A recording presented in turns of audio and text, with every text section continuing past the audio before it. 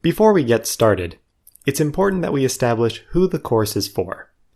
This curriculum is intended for people that are already a bit familiar with the basics of Blender. While it is possible to follow along even if you haven't used Blender, XNormal, or 3D Coat before, this will be more fast-paced than an introductory course. If you watched my previous curriculum, the Game Asset Crash Course, then you are already up to speed and you can skip this video. If you haven't, then this is what you should be familiar with before proceeding. You should know the basics of navigating the Blender interface, including camera movement. You should know how to select objects and go into edit mode.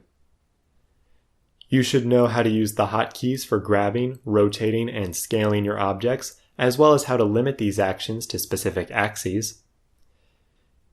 You should know the different types of components like vertices, edges, and faces. You should be comfortable with basic modeling tools like inserting edge loops and extruding faces. You should know what modifiers are, although knowing the specifics of each one is not necessary.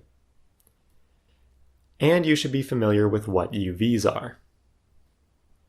With that out of the way, let's briefly go over the project files for the course, and then we can get started.